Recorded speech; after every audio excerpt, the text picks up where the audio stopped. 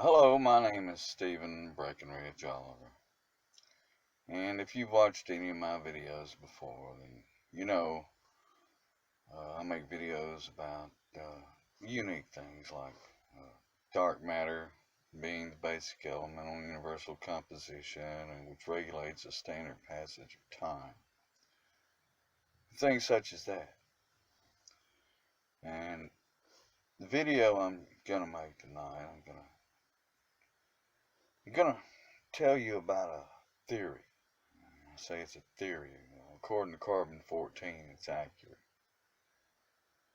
Right, what I'm going to attempt to explain is the true origin of the Great Wall of China.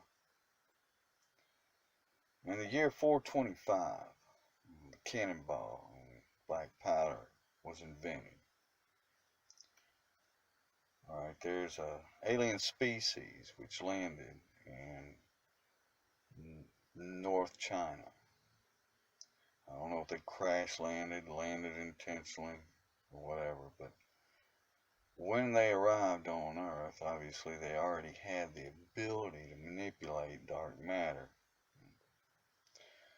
As we know from the Cambodian time portals over the hills and other experiments resulting in synthesized abilities, we know that this is real. Alright, so how would something like the Great Wall of China be able to just appear out of nowhere with nobody knowing where it comes from? Well, it didn't exactly happen like that. It's not what made it appear, it's what disappeared, leaving no clues.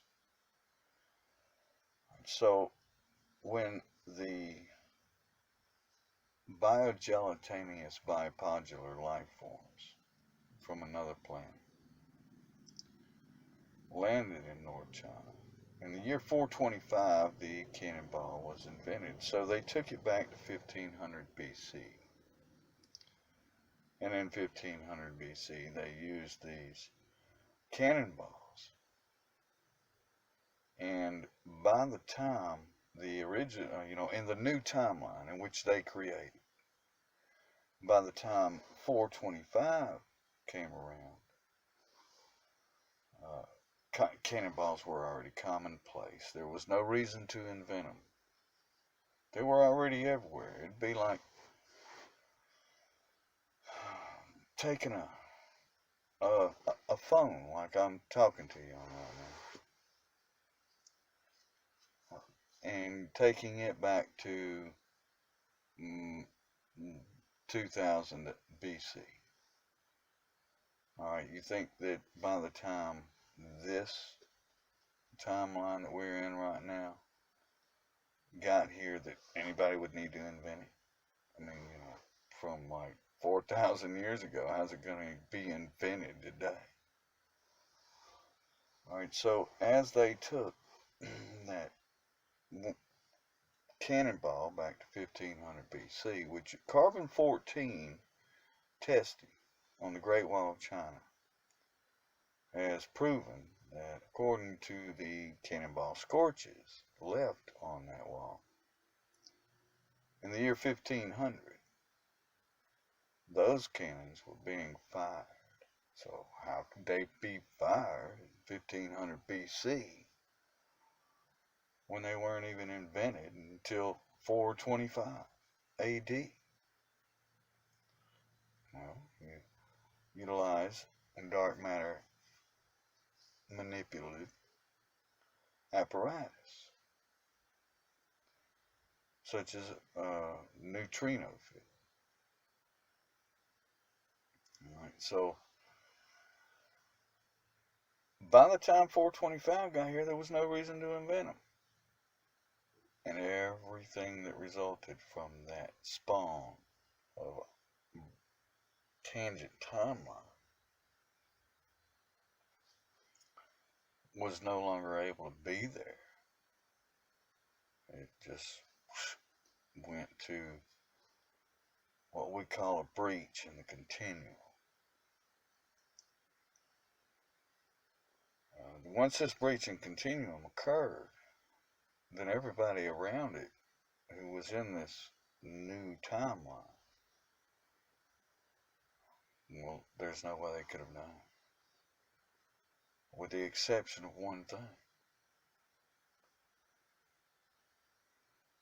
The stones in which the wall was made out of did not require being invented.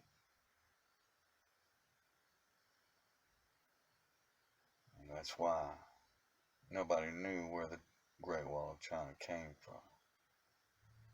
Because everybody who had anything to do with building is no longer here.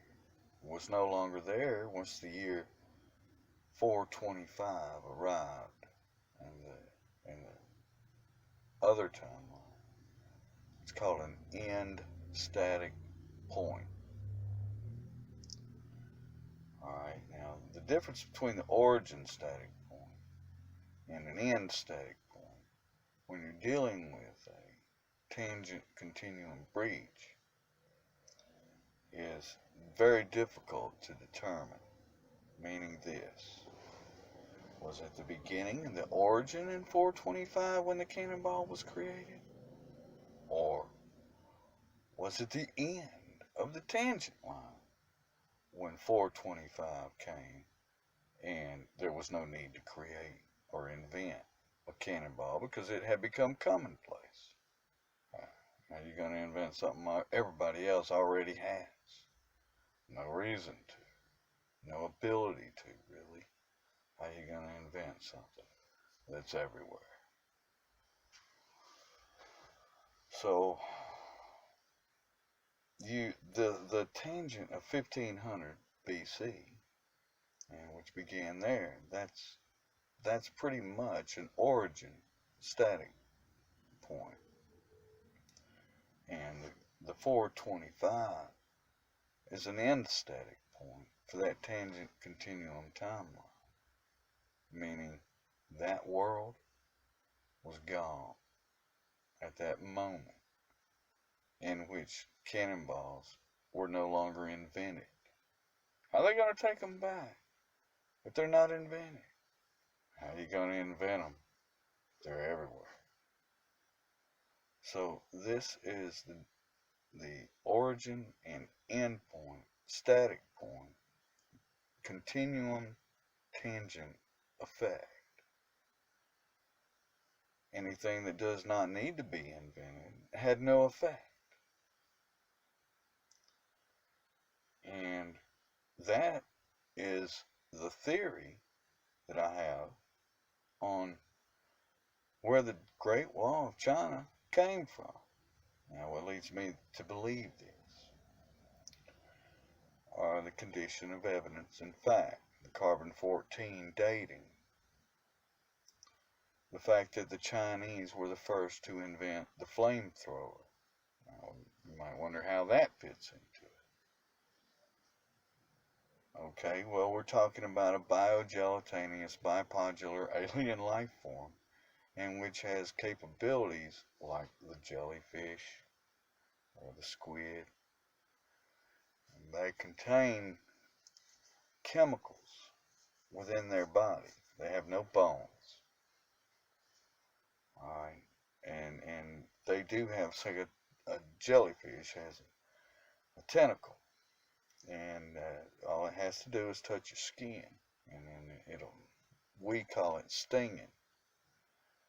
But what it really is that chemical is going through your epidermal layer, and it results in a toxin type effect to your body. And as your body attempts to fend off, it causes a burning sensation because it's causing your electrolytic content in your bioplasmatic fluid to overheat, you might say, as it attempts to repel this toxin. So we call that stinging. what's going on really is that liquid or that chemical from that jet